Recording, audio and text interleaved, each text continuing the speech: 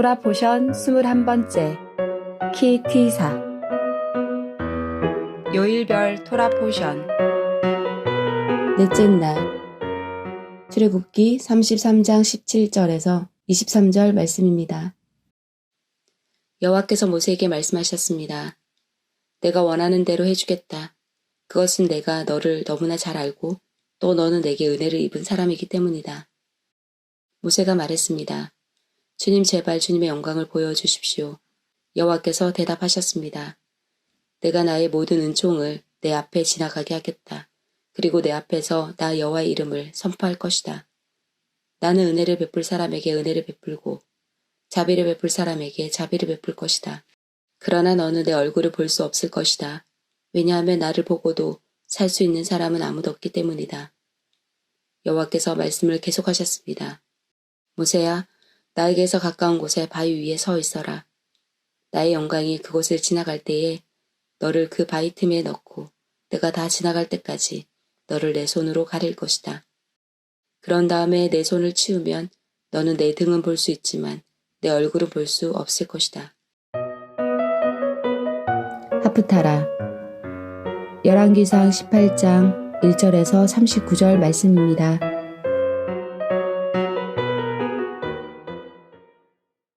세월이 흘렀습니다. 가뭄이 든 지 3년째 되던 해에 여호와께서 엘리야에게 말씀하셨습니다. 가서 아합 왕을 만나라. 내가 곧 땅에 비를 내리겠다. 그리하여 엘리야는 아합을 만나러 갔습니다. 그 무렵 사마리아에는 심한 가뭄이 들었습니다. 그래서 아합 왕은 왕궁을 관리하는 사람인 오바다를 부르러 사람을 보냈습니다. 오바다는 참 마음으로 여호와를 따르는 사람이었습니다. 언젠가 이세벨이 여호와의 예언자들을 죽일 때에 오바다는 그 가운데에서 예언자 100명을 50명씩 두 동굴에 나누어 숨겨주고 그들에게 먹을 것과 마실 것을 가져다 준 일이 있었습니다. 아합 왕이 오바다에게 말했습니다. 모든 땅에 있는 샘과 시내를 다 뒤져보자. 풀이 넉넉히 있는 곳을 알아내면 우리의 말과 노새들을 살릴 수 있을 것이고 더 이상 짐승들을 잃지 않게 될 것이다. 왕과 오바다는 땅을 둘로 나누어 찾아다니기로 했습니다. 그래서 아합과 오바다는 제각기 자기가 맡은 땅으로 떠났습니다. 오바다가 길을 가다가 엘리야를 만났습니다. 오바다가 엘리야를 알아보고 고개를 숙여 인사했습니다. 당신은 나의 주 엘리야가 아니십니까? 엘리야가 대답했습니다. 그렇소, 그대의 왕에게 가서 내가 여기에 있다고 이르시오. 오바다가 말했습니다. 내가 무슨 죄를 지었기에 당신이 나를 아합의 손에 넘겨 나를 죽이려 하십니까? 당신의 하나님 여호와의 살아계심을 두고 맹세하지만 왕은 당신을 찾으려고 사람들을 보내어 모든 나라 안을 사사시 뒤졌습니다. 그 나라에는 엘리야는 여기에 없소라고 말하면 아합은 그 나라 왕까지 의심하면서 정말 엘리야를 찾지 못했다는 맹세를 하겠습니다. 그런데 지금 당신은 나더러 가서 나의 왕에게 당신이 여기에 있다고 말하라는 것입니까? 내가 떠나면 여호와의 영이 당신을 다른 곳으로 데려갈지도 모릅니다. 내가 가서 아합 왕에게 당신이 여기에 있다고 말하였다가 아합 왕이 이곳에 와서 당신을 찾지 못한다면 그는 나를 죽이고 말 것입니다. 나는 어릴 때부터 여호와를 따랐습니다. 혹시 내가 한 일을 듣지 못하셨습니까? 이세벨이 여호와의 예언자들을 죽일 때에 내가 그 가운데에서 예언자 100명을 50명씩 두 동굴에 나누어 숨겨주고 먹을 것과 마실 것을 가져다 주었습니다. 그런데도 당신은 나더러 가서 나의 왕에게 엘리야가 여기에 있다고 말하라는 것입니까? 그는 틀림없이 나를 죽일 것입니다. 엘리야가 대답했습니다. 나는 만군의 여호와를 섬기는 사람이요. 여호와의 살아계심을 두고 맹세하지만 나는 오늘 반드시 아합을 만날 것이요. 오바다가 아합에게 가서 엘리야가 있는 곳을 일러주었습니다. 그리하여 아합이 엘리야를 만나러 갔습니다. 아합이 엘리야를 보고 말했습니다. 바로 네가 이스라엘을 괴롭히는 자냐? 엘리야가 대답했습니다. 이스라엘을 괴롭히는 사람은 내가 아니라 왕과 왕의 집안이요. 왕은 여호와의 명령에 복종하지 않았고 바알신을 따랐소. 모든 이스라엘 백성에게 나를 만나러 갈멜산으로 오라고 이르시오. 이세벨에게서 얻어먹고 사는 바알의 예언자 450명과 아세라의 예언자 400명도 데려오시오. 아합이 모든 이스라엘 백성과 그 예언자들을 갈멜산으로 불러 모았습니다. 엘리야가 백성 앞에 서서 말했습니다. 여러분은 언제까지 바알과 여호와 두 사이에서 머뭇거리고 있으렵니까? 여호와와 바알을 함께 섬길 것이요. 여호와가 참 하나님이시면 여호와를 따르고 바알이 참 하나님이면 바알을 따르시오. 그러나 백성은 아무 말도 하지 않고 잠잠히 있었습니다. 엘리야가 말했습니다. 여호와의 예언자라고는 나밖에 남은 사람이 없소. 그러나 바알의 예언자들은 450명이나 있소.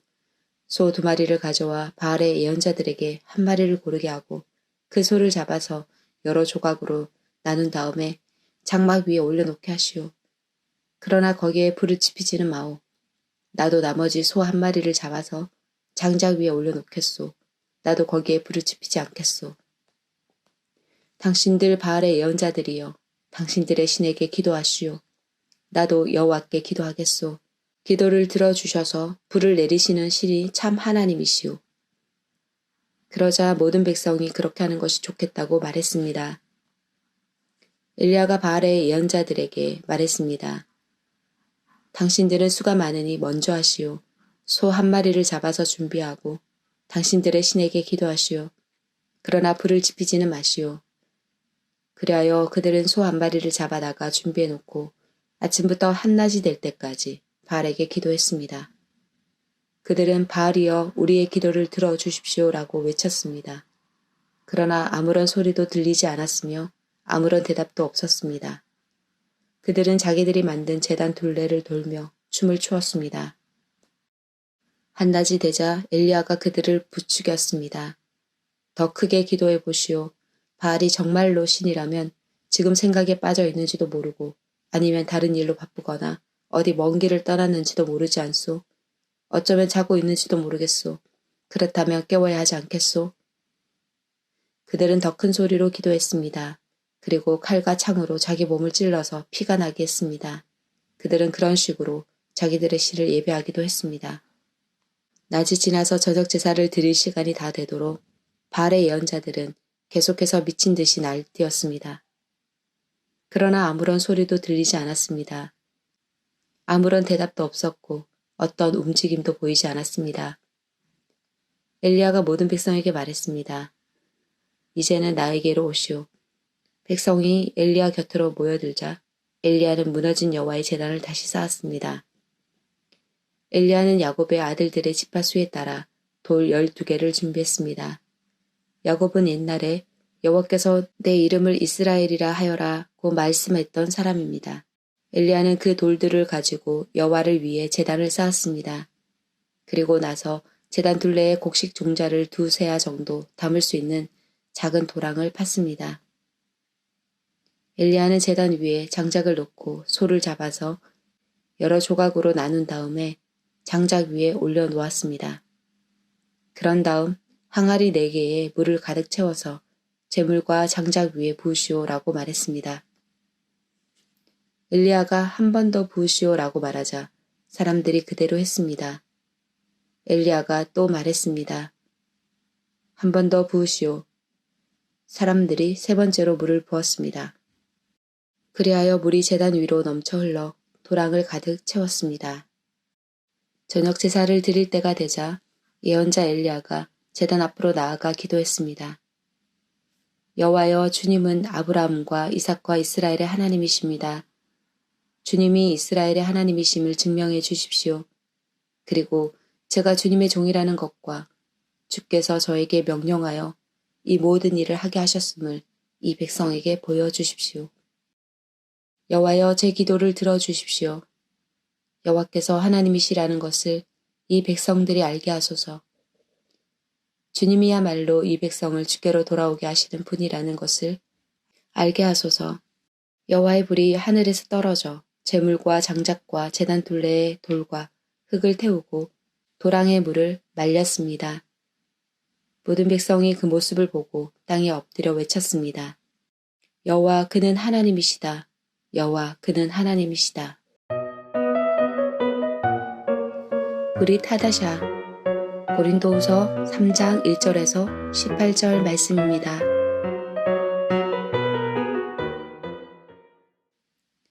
우리가 또다시 자화자찬을 하기 시작했다고 생각하십니까? 혹은 우리가 어떤 사람들처럼 여러분에게 보일 추천장이나 여러분에게서 받은 추천장이 필요한 사람입니까?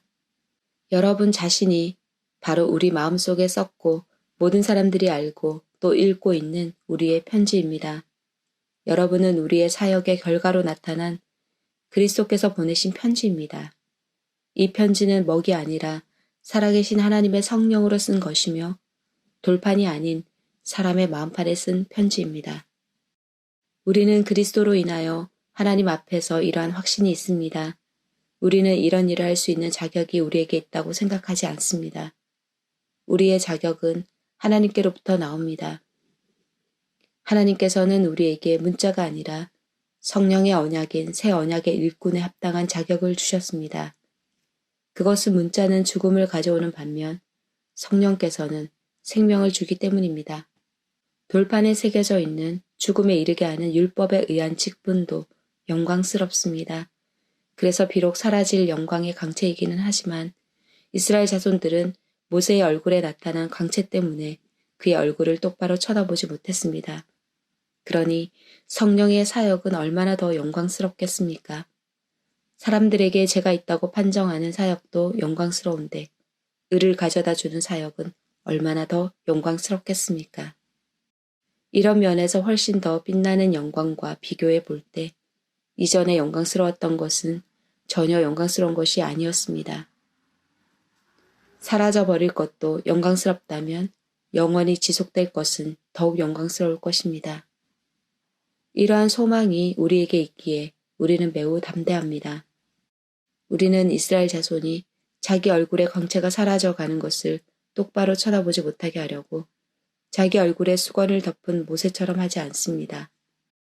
그러나 이스라엘 자손들의 마음이 둔해진 까닭에 오늘날까지도 옛 언약을 읽을 때 수건을 그대로 쓰고 있습니다.